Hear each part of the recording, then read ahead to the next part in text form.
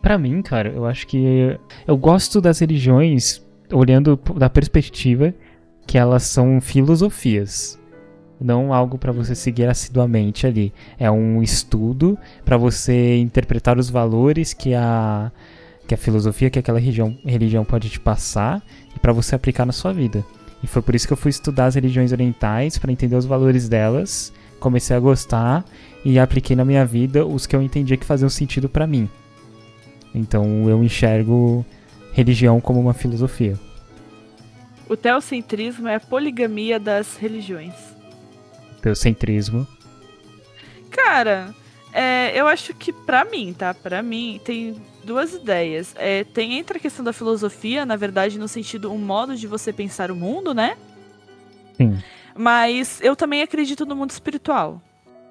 sim. Então, não entra só no modo de pensar o mundo, mas pra mim realmente assim, existiu Cristo, existe Cristo no mundo espiritual. Talvez não exista um Deus como a Bíblia prega que exista, mas pra mim existe sim um ser todo poderoso que eu chamo de Deus porque foi assim que eu aprendi a chamar, tá ligado? Aham. Pra mim isso tem, pra mim tem, tipo, existe anjos pra mim, essas coisas, uma hierarquia no céu, assim por se dizer, pra mim tem. Mas eu compreendo que as religiões também elas dão uma visão de mundo que é que você fizer mais sentido pra você, você vai seguir, né? Como qualquer outra filosofia. É, e uma coisa que eu acho interessante nas religiões são justamente os valores que ela busca, a moral também, né? Que ela busca ensinar para aqueles que devotam para a religião, né? Uma coisa do espiritismo que eu acho fantástico é o quanto eles ensinam em relação à doação, o quão importante é você ajudar as pessoas, E ninguém sabe? pratica essa porra. Cara, É, uma coisa é que assim, eu não sou completamente devota da fé cristã no sentido, tipo assim, não sou evangélica totalmente, não sou mais católica como eu era quando menor. Mas uhum, uma coisa que eu gosto muito da ideia cristã, que eu acho que é uma visão muito legal de mundo, quando você aprende um pouco, não precisa se aprofundar muito, só aprender um pouco da vida de Cristo, é você pegar aquela frase dele, né, que antes dele ser crucificado, eu falo que a Bíblia não tem 10 mandamentos, a Bíblia tem 11. uhum. Por Os quê? 10 que estão no Antigo Testamento e um último mandamento que Cristo deixou antes de morrer, que ele falou: "E eu vos deixo um último mandamento: amai-vos uns aos outros assim como eu vos amei."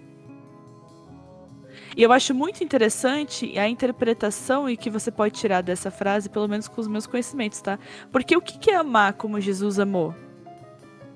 Jesus, ele não era uma pessoa que distinguia se você se você era um ladrão, se você não era, se você era uma puta, se você não era, sabe? Puta no sentido de prostituta, etc. Que eram Sim, sim. condenações da época.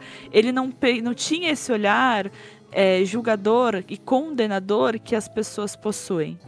E eu acho isso muito legal porque, apesar dos pesares, eu acho que isso se encaixa muito com a filosofia da fenomenologia, com a atitude que a gente tem perante o mundo de não ter um olhar emaranhado de preceitos e julgamentos para com o outro. Então, cara, É, nossa, para mim o que devia definir a religião cristã é literalmente essa última frase de Cristo. Não tem mais, não tem menos. É amai-vos uns aos outros assim como eu vos amei. sim, sim, com certeza. Da religião taoísta, eu gosto do conceito. O taoísmo é o que tem o símbolo do yin yang. Eu gosto do conceito de que eles visam falar sobre o equilíbrio da vida, né? Que a vida é como se fosse um rio. Um rio, ele já tem um caminho que ele tá meio que pré-definido. Você pode mudar o curso do rio se você fizer algumas alterações nele. Mas, no geral, você também pode aproveitar o curso que a sua vida está seguindo. Então, ele tenta mostrar que você precisa ter um equilíbrio para alterar o curso do rio quando for necessário, mas que, no geral, você também precisa deixar o rio seguir. Porque é importante que você aprenda a seguir o fluxo da vida. Essa é Uma o... dúvida. No taoísmo tem um destino final? Cara, eu não me recordo de ter um destino final assim. Caso não tenha, isso pra mim isso bate muito com o existencialismo também, viu? O que é o existencialismo? É uma parte é da onde o pensamento da Fenôela tem base. Essa Ah, ideia tá. de que essa ideia de que eu vou falar uma frase do meu professor, tá? Manda. Essa ideia de que, tipo, do rio, mas aí eu vou falar a frase dele, de como nós somos a vida. O que é a existência? O existir, né? A gente, nossa existência, nós somos um barco sem vela, sem remo, numa onda, no mar, numa onda, sendo levado a algum lugar. Que lugar? Não sabemos, mas nós estamos sendo levados a algum lugar. Sim, sim. A vida é indeterminação. Essa questão de você falar do rio, de que nós estamos nesse fluxo que é a vida, nesse fluxo, aí interpretando eu, tá? Nesse fluxo que é o existir. E aí esse fluxo do existir, ele tem escolhas e escolhas que a gente tem, aí que eu posso colocar como seriam aquela parte do equilíbrio também, né? Você ter essa capacidade de conseguir mudar a direção se for necessário, mas não muda o fato que o fluxo continua. É indeterminado, porque o fluxo vai e tu não sabe onde vai parar. A única certeza que você tem é que no final do fluxo, a tua carne, tu vai morrer. Sim, sim. Mas retirando isso, tu não sabe onde você vai chegar. Isso então, dá medo. completamente. Esse medo da... puxando aqui um negócio. Será que o medo de não saber o que acontece quando morre, ele pode ter sido um princípio para querer criar as religiões? Partindo da ideia de que não existe mundo espiritual. Vamos partir dessa ideia. Tá, só uma coisa. Quando eu falei medo, eu falei o medo no sentido da indeterminação da vida, tá? Tá. Aí, agora, continua a tua pergunta. Beleza. Partindo do princípio que não existe mundo espiritual, não existe nada disso, você vive, você morre e acabou. Não tem nada antes, nada depois. Será que o medo de não saber o que pode acontecer no pós-morte fez com que as religiões fossem criadas para dar um significado para você tentar fazer algo na sua vida que permitiria você ter uma morte que te levará para o paraíso, por assim dizer? Eu acho que... Tá, primeiro só respondendo a tua pergunta, eu não acho que foi isso, mas eu acho que as religiões, não todas, tá? Mas eu vou dizer, por exemplo, a católica, que foi hegemônica, né? E que eu tive mais contato. Eu acho que eu acho que utilizou-se um pouquinho da manipulação disso para fazer com que as pessoas seguissem preceitos que ela considerava como corretos e divinos. Sim. Eu aí nesse sentido eu vou falar isso. Mas a questão da religião, na verdade eu vou por outra linha. Como a vida é indeterminada e a gente é para a morte, que no final todos vamos morrer e a vida é indeterminada, a gente não vive na indeterminação. A gente sempre procura dar um sentido para as coisas. Então, para mim, a religião ela é instaurada na mente humana, no coletivo, justamente para criar um sentido para as pessoas não ficarem à deriva. Uhum. Porque, convenhamos, não é muito mais fácil viver a sua vida se você parar e pensar e falar, poxa, eu tô vivendo essa vida porque ali no final eu vou pro paraíso e vou, tipo, sei lá, e ali eu vou ter o sentido da minha existência porque é o que Deus quis. Sim, é muito fácil eu falar que tudo que eu faço é porque Deus quis. É porque é pra ser assim, é porque, sei lá, por que a gente faz isso? Porque a gente não consegue lidar com a indeterminação que, calma, talvez Deus não queira nada, talvez não tenha nada além dessa vida. Então eu diria mais que é no sentido de atribuir sentido ao que você tá fazendo, porque se realmente não tiver nada além dessa vida, Mateus, por que você vive? Justamente, esse é o ponto. Então, se chegar, tem sentido. O ponto de não ter sentido a sua vida poderia... causaria um medo generalizado nas pessoas. E deixaria muitos que... Então, a deriva, sabe? A deriva é isso. Pelo jeito que tu me perguntou, eu pensei que você tá perguntando mais no sentido, tipo assim, o medo de não saber o que tem após a morte. Mas não é tipo o medo de não saber o que tem após a morte, é o medo de que não... O medo tipo de que a tua vida não tenha sentido nenhum. E aí tu tem que se guiar de alguma forma. Porque, cara, se tua vida não tem sentido, você não vive, não tem por que você viver, gente. É assim que começa, às vezes, o pensamento depressivo, tá? A vida não tem sentido, por que eu vou viver? O que eu vou fazer? Por que eu vou Cara, não sei brincadeira. Pra que eu vou levantar da cama, tomar banho, tomar café, sair de casa pra trabalhar, ter que trabalhar numa coisa que talvez eu nem goste, voltar pra casa, tomar talvez um outro banho, comer e dormir? Pra que eu vou fazer isso? Pois é. Aquelas pessoas que estão numa depressão profunda... Cara, olha que legal isso. As pessoas em depressão profunda, que a gente fala, são pessoas que não conseguem sair da cama para tomar um banho. A gente fala que são pessoas que perderam o sentido, só que tem uma ideia muito legal que quem que fala isso, mano? Eu não sei explicar direito isso, tá? Mas é a ideia de que a depressão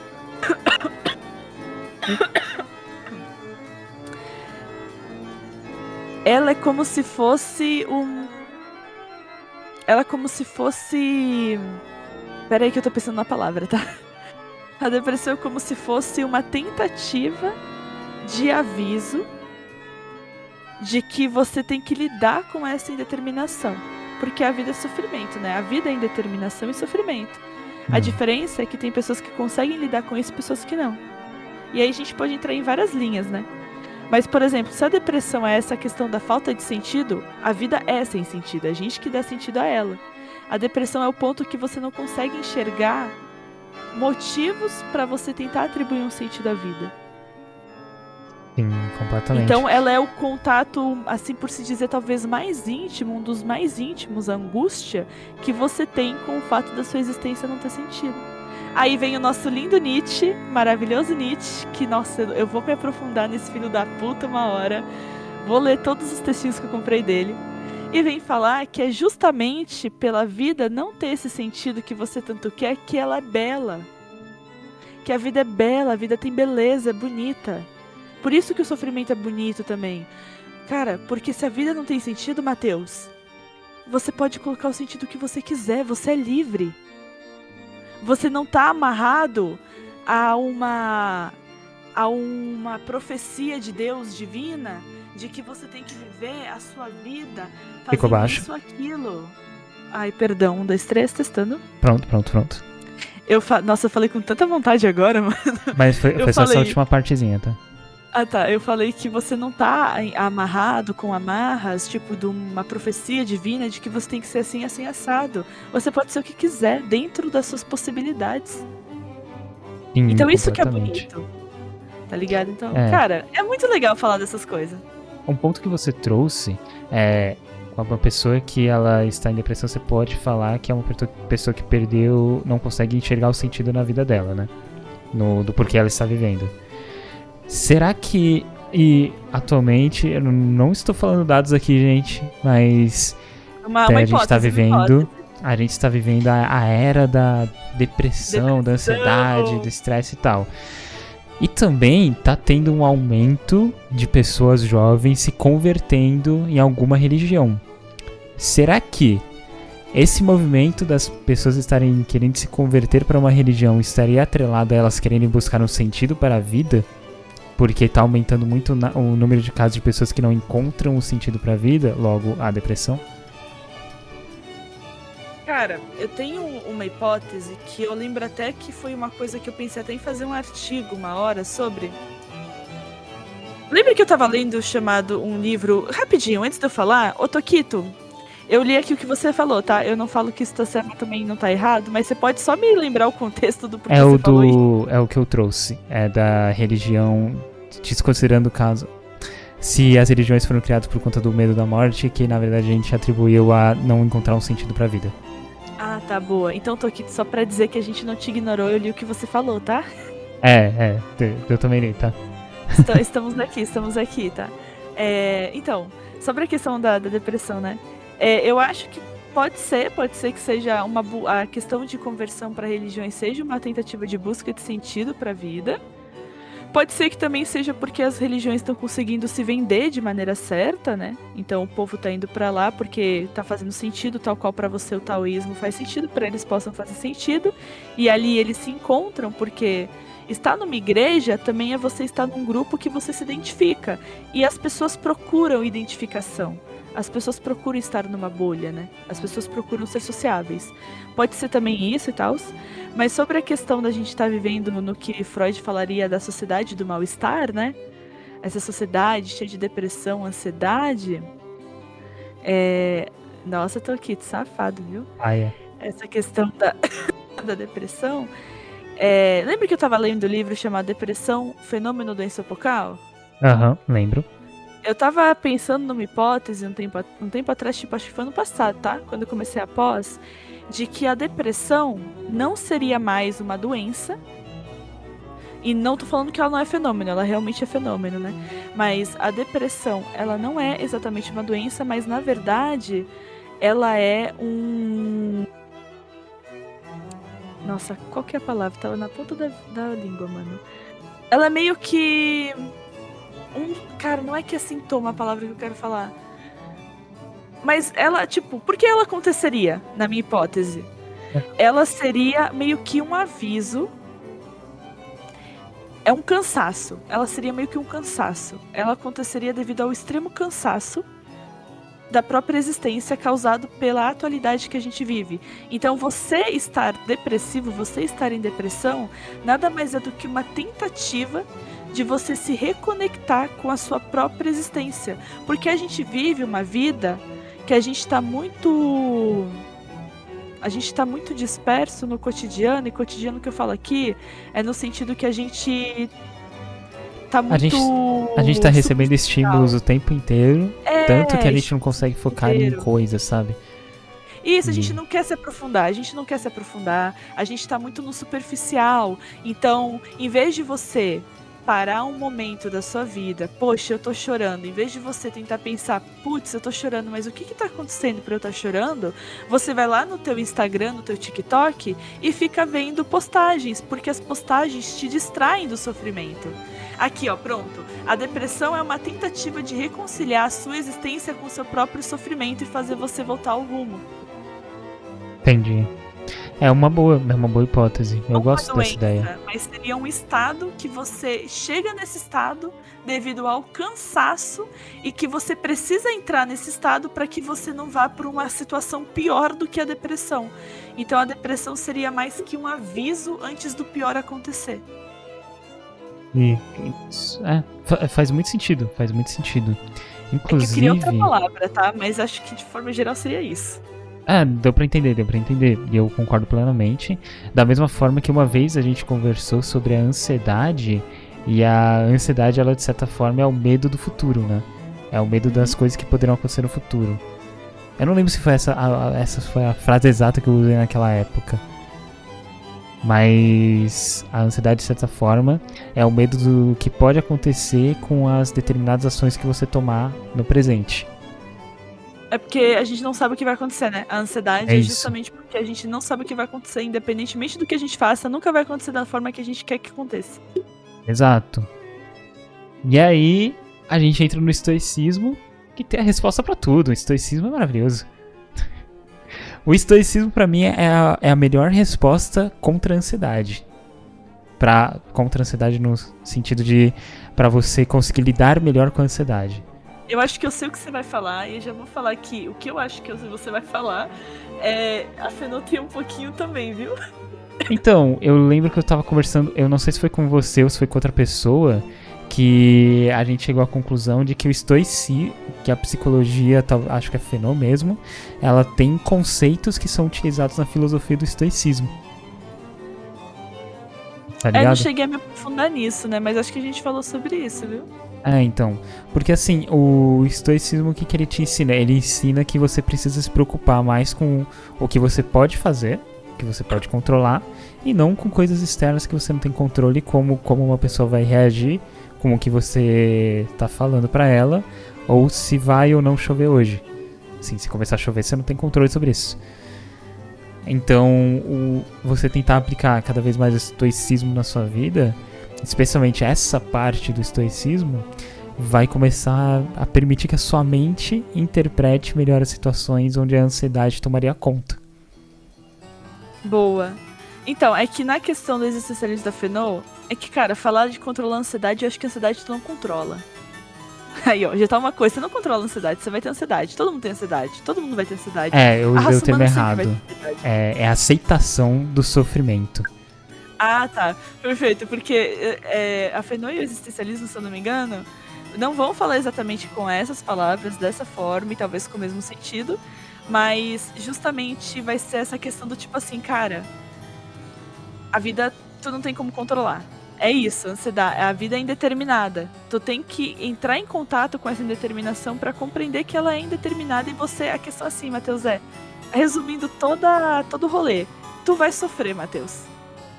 Tu vai sofrer. Tu vai ficar com ansiedade. Você não vai conseguir controlar merda nenhuma. Cara, é isso.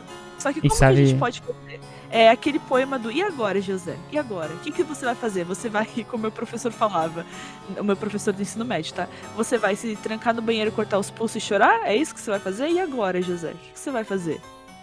Então, a partir disso, o que você pode fazer? Como você pode viver? Não que isso não vai te afetar, isso vai te afetar, mas como que você pode estar fazendo com isso, com esse sofrimento, com as escolhas que você tem, com aquilo que está dentro do alcance da sua própria existência, né? A gente fala então, dessa de controle, de controlar tudo e todos. um dos livros do Sêneca, um dos capítulos de um dos livros do Sêneca, ele aborda justamente esse ponto, que é você vai viver coisas boas e coisas ruins na sua vida, independente de você querer ou não.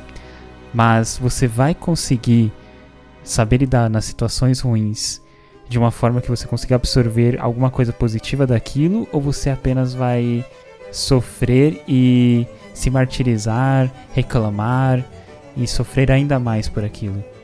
Então você tem que entender que vai haver o sofrimento, aceitar que haverá o sofrimento e aproveitar aquele momento para tentar tirar alguma coisa positiva. Porque você vai conseguir aprender alguma coisa com ele. Então, aí eu não sei se eu diria positiva aqui na Fenô, tá? Na verdade, eu diria mais que se você tá em sofrimento, cara, você não pode fugir dele. Você tem que entrar em contato com ele. Então é uma coisa tipo assim, se você quer chorar, chora. Se tu quer gritar, grita, sabe? Tu tem que vivenciar o seu sofrimento para você conseguir compreender o seu sofrimento. Se você não entra em contato com ele, você nunca vai compreender ele. Não é tipo tirar algo positivo do sofrimento, não. É você compreender ele e ver como que a gente pode fazer agora. E agora, José? Esse é o melhor poema, gente. E agora, José? A festa acabou, sei lá o quê, você perdeu isso, você perdeu aquilo, mas e agora, José? Mas é basicamente isso. Chegamos à conclusão de que filosofia é bom. Filosofia é bom, gente. Cada um devia ter a sua, seguir o que você acredita, mas não ficar incomodando um amiguinho só porque ele não acredita no que você acredita. E isso volta a gente certo. no ponto... Você pode ver, o Matheus não é da Fenô nem do existencialismo. Eu não sou do estoicismo. Mas tem coisas que a gente consegue convergir e tem coisas que a gente diverge. Eu tô gritando com o Matheus e falando que a minha é melhor que a dele? Não. Eu tirei minhas conclusões com base... Cala a boca. Eu tirei minhas conclusões com base no que o Matheus traz. Eu consegui ter... Como é que fala? Eu consegui ter um ganho com esse debate, porque isso foi tecnicamente um debate, e o Matheus teve o dele. Tá vendo, gente, como é possível você debater sem ficar gritando com um coleguinha, sendo uma criança, filha da puta? Viu? Isso é muito bom. E no fim, também, a gente volta ao ponto que a gente trouxe no outro corte, que é sobre a leitura ativa. Aqui foi um debate ativo. A gente conversou, cada um trouxe o seu ponto de vista, e no fim das contas... A gente tirou coisas desse debate que conseguimos elevar para estruturar uma nova visão para ambos. Mesmo que elas ainda sejam visões que são diferentes, elas elas evoluíram a partir desse debate, porque cada um trouxe pontos válidos.